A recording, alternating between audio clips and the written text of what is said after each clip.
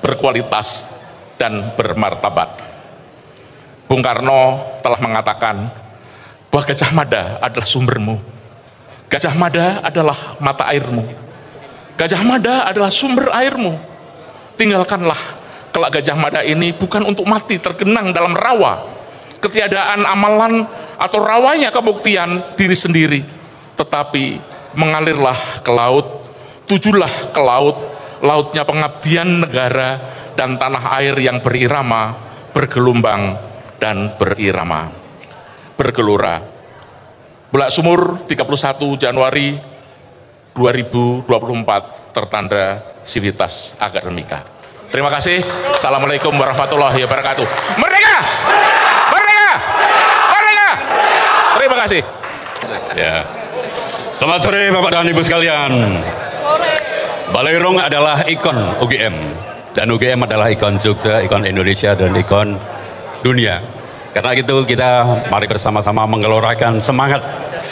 Dan saya ingin membacakan sebuah puisi yang sering sekali dibacakan dalam berbagai kesempatan yang beraroma perjuangan. Peringatan karya Wiji Tukul. Jika rakyat pergi ketika penguasa pidato, kita harus hati-hati. Barangkali mereka putus asa. Kalau rakyat bersembunyi dan berbisik-bisik ketika membicarakan masalahnya sendiri, penguasa harus waspada dan belajar mendengar. Bila rakyat berani mengeluh, itu artinya sudah gawat. Dan bila omongan penguasa tidak boleh dibantah, kebenaran pasti terancam.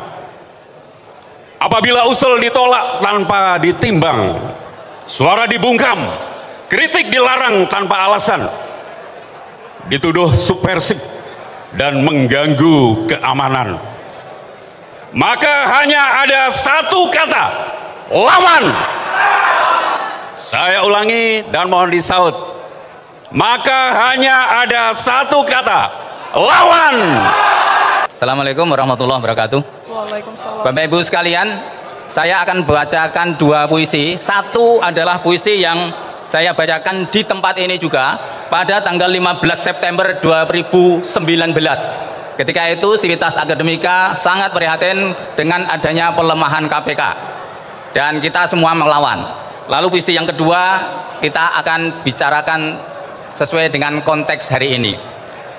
Jadi karena Pak waktu itu kita sampaikan kritik agak lembut kepada Pak Jokowi, waktu itu saya menyebutnya dengan judul Mas Joko, kami mengandalkanmu. Hari-hari ini kami di Bulak Sumur bersedih. Hari-hari ini kami di bawah Cemara 7 berduka. Kami adalah adik-adik kelasmu. Kami adalah teman-teman kuliahmu. Kami adalah saudara-saudaramu. Kami adalah rakyat Nusantara di bawah Panji Gajah Mada. Ya, teman-teman, selamat datang kembali di channel ini. Aturan yang dibuat oleh DPR ini sangat-sangat bertentangan dengan kemauan rakyat, teman-teman. Karena tentu dalam hal ini negara atau pihak kepolisian berhak menyita kendaraan jika tidak bayar pajak 2 tahun dan dihapus ya data-datanya. Dan ini menjadi satu ya perlawanan bagi masyarakat. Kita tidak tahu nantinya ke depan apakah masyarakat akan meminta kembali kepada DPR supaya membatalkan undang-undang tersebut ya, karena ini juga salah satu bahwa ya DPR yang tidak lagi mewakili rakyat ya, yang seharusnya keputusan-keputusan mereka itu sesuai dengan di hati rakyat ya, berpihak kepada rakyat. Tetapi dengan keputusan ini ya bisa kita katakan bahwa ya bisa DPR tidak mewakili rakyat di dalam hal ini ya, yang seharusnya kepercayaan masyarakat tidak membayar pajak itu bukan karena tidak mau bayar pajak, tetapi karena banyak juga dugaan-dugaan korupsi yang terjadi di perpajakan, ya, karena ya sudah ada pengalaman kita bahwa pegawai-pegawai pajak juga ya oknumnya ya ini hanya oknum, ya oknum melakukan tindakan korupsi.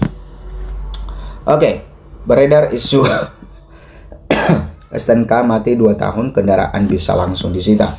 Ini penjelasan Polri. Nah, kita melihat teman-teman bagaimana penjelasan Polri di dalam hal ini. Apakah tidak bayar pajak 2 tahun maka disita negara, karena sesuai dengan isu yang beredar bahwa itu akan disita buat negara. Nah, beberapa hari terakhir media sosial Indonesia ya diramaikan dengan beredarnya kabar bahwa polisi bisa langsung menyita kendaraan masyarakat yang terkena tilang bila surat tanda nomor kendaraan atau STNK mati ya selama 2 tahun. Menanggapi isu tersebut, Korps Lalu Lintas Korlantas Polri membantah adanya peraturan tilang baru. Nah, ini ya Korps Polisi itu membantah bahwa adanya aturan lalu lintas baru. Nah, info yang beredar bahwa terkait polisi bisa langsung menyita kendaraan itu adalah tidak benar, ya, kata Dirgakum Korlantas Polri Brigjen Pol Raden Slamet Santoso saat dikonfirmasi Jakarta. Nah, kemudian apa yang disampaikan teman-teman bahwa sebelumnya sebuah unggahan yang beredar di media sosial menyebutkan bahwa aturan tilang baru yang berlaku ya pada April 2025 adalah kendaraan dengan surat tanda nomor kendaraan STNK yang mati dan tidak diperpanjang selama 2 tahun akan disita dan datanya juga akan dihapus. Kemudian terkait kabar tersebut teman-teman bahwa Slamet Santoso menegaskan bahwa tidak ada perubahan dalam aturan tilang yang berlaku itu dan seluruh prosedur tetap ya mengacu pada regulasi yang sudah ada. Artinya bahwa semua prosedur-prosedur itu ya itu mengacu pada aturan-aturan yang lama katanya. Oke, kita nanti melihat ke depan teman-teman bagaimana tindakan pihak kepolisian di dalam melakukan tilang kepada masyarakat. Apakah memang kalau kedapatan motor atau kendaraan yang tidak bayar pajak 2 tahun maka akan disita atau tidak. Ya, kalau tidak disita berarti benar penjelasan ini. Tetapi kalau tidak disita, kalau disita berarti ini tidak benar dengan penjelasan seperti ini. Oke, ia menjelaskan bahwa jika STNK tidak diperpanjang selama 2 tahun, data kendaraan tidak akan dihapus kecuali atas permintaan pemilik. Nah, Slamet menambahkan bahwa STNK memang harus disahkan setiap tahun. Ya, tetapi jika pengendara terjaring razia dengan STNK yang belum diperpanjang, mereka akan tetap dikenakan tilang namun kendaraannya tidak akan disita. Nah, ini ditegaskan di sini bahwa mereka tetap ditilang tetapi kendaraannya tidak disita. Ya, kita lihat ke depannya nanti teman-teman.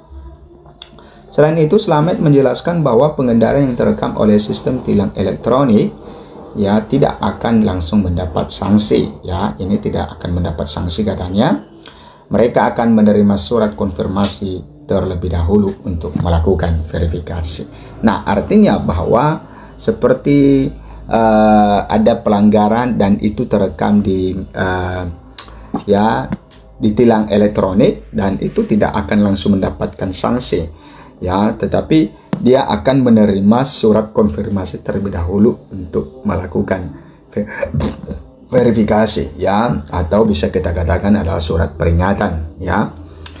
Kemudian, jika pemilik kendaraan tidak merespon surat konfirmasi atau tidak membayar denda tilang dalam batas waktu yang ditentukan, nah ini, ya, maka data kendaraan baru akan diblokir. Namun hanya sementara. Pemblokiran ini dapat dibuka kembali setelah pemilik melakukan konfirmasi atau pembayaran denda.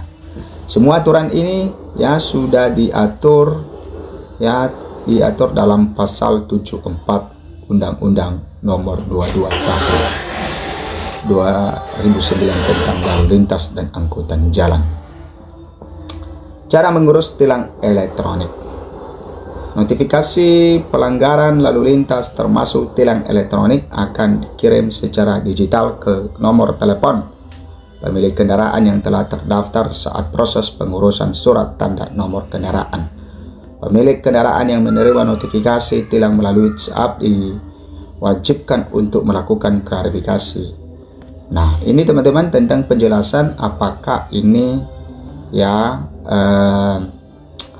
kendaraan akan ditahan atau tidak setelah mati 2 tahun. Tetapi sesuai dengan penjelasan ini bahwa ini tidak akan ditahan, tetapi tetap akan ditilang. Nah, teman-teman, ya kita mengharapkan kepada para DPR ya supaya setiap membuat keputusan, setiap membuat kebijakan itu ya peraturan perundang-undangan itu harus mewakili rakyat ya, karena mereka adalah wakil rakyat. Jadi kalau keputusan mereka tidak sesuai dengan di hati rakyat, berarti itu tidak mewakili rakyat. Nah, itu teman-teman, dan semoga negara kita menjadi negara yang maju ya di tangan Pak Prabowo Subianto, dan kita menanti tahun 2045 apakah Indonesia benar-benar mengalami negara emas atau ya negara cemas. Sampai jumpa di video berikutnya.